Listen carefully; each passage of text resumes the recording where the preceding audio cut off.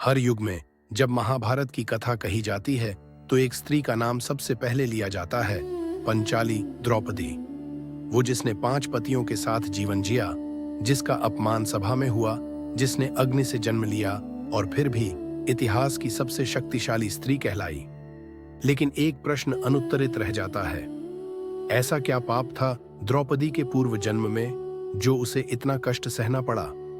एक समय की बात है, यह कथा महाभारत और पुराणों में वर्णित है। एक अत्यंत पतिव्रता और साध्वी स्त्री थी जिसका नाम था नलायनी। नलायनी कोई साधारण स्त्री नहीं थी।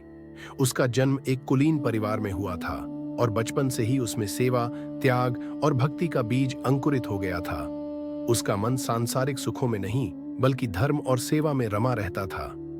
वृद्ध और रोगग्रस्त पति की सेवा, नलायनी का विवाह एक वृद्ध और अत्यंत रोगी ऋषि से हुआ जिनका नाम था मुद्गल ऋषि। ऋषि मुद्गल न केवल वृद्ध थे बल्कि उनका शरीर अनेक रोगों से पीड़ित था।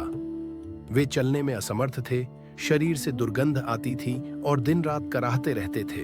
वह दिन रात उनकी सेवा करती, उन्हें स्नान कराना, मलमूत्र साफ करना, भोजन बनाना और हाथ से खिलाना, रात में जाग जाग कर उनके शरीर की मालिश करना, उनकी हर पीड़ा में उनके साथ रहना, यह सब वह बिना एक भी बार शिकायत किए करती रही। उसके चेहरे पर कभी शिकन नहीं आई। नलायनी की पतिव्रता निष्ठा इतनी प्रबल थी कि देवता भी चकित हो उठे।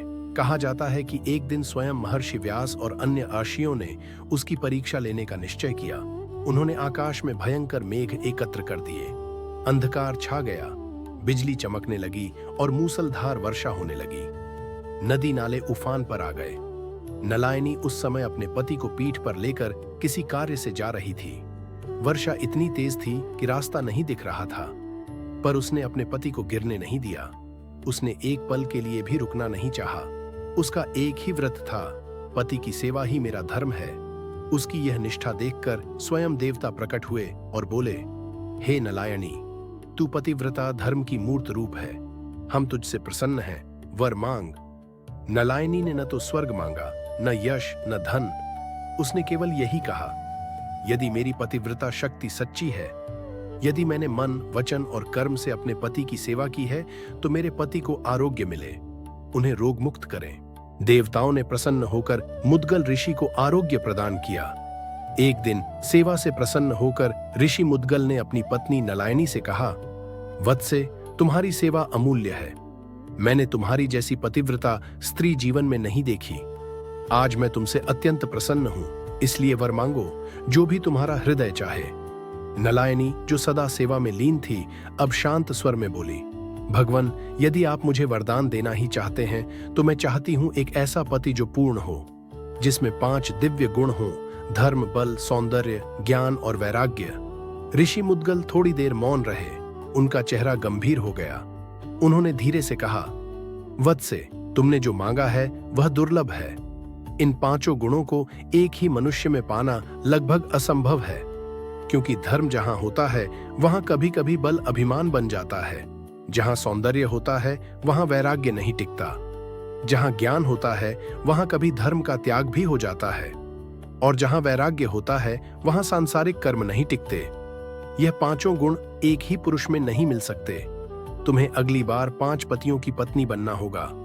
नलायनी झिझकी, पर उसने कहा, यदि यही मेरी इच्छा को पूर्ण करने का मार्ग है तो मैं स्वीकार करती हूं। उसी क्षण उसके अगले जन्म की नींव रखी गई, जहां उसे 5 महान पतियों की पत्नी बनना था, पर साथ ही उस इच्छा के कारण कर्म फल का भी सामना करना था। हजारों वर्षों बाद अग्निकुंड से एक तेजस्वी कन्या उत्पन्न हुई, कृष्णा अर्थात द्रौपदी। उसकी आंखों में तेज था, पर मन में कोई अधूरापन भी था। वो वही नलायनी थी जिसने पूर्णता की लालसा की थी और अब उसे उस इच्छा का अर्ण चुकाना था। द्रौपदी का स्वयंवर हुआ। शर्त थी एक घूमते हुए यंत्र की आंख में बाण मारना। राजा महाराज हार गए। एक ब्राह्मण वेशधारी अर्जुन ने वह बाण चलाया और द्रौपदी का वरण किया। जब वह घर आई और मां कुंती ने कहा, जो लाए हो 5 में बांट लो, तब भाग्य ने उसे नलायनी के पाप की दिशा में ढकेला। अब वह 5 पतियों की पत्नी थी, धर्मराज युधिष्ठिर, बलवान भीम, धनुर्धर अर्जुन, ज्ञानी नकुल और वैराग्यशील सहदेव। हर पति में एक एक गुण जो नलायनी ने मांगा था। युधिष्ठिर धर्म का प्रतीक भीम, बल का प्रतीक अर्जुन, सौंदर्य और वीरता का प्रतीक नकुल, ज्ञान और विवेक का प्रतीक सहदेव, वैराग्य और मौन तपस्विता का प्रतीक। नलायनी ने एक जीवन में जो सेवा, त्याग और तप का व्रत निभाया, उसका फल उसे अगले जीवन में मिला।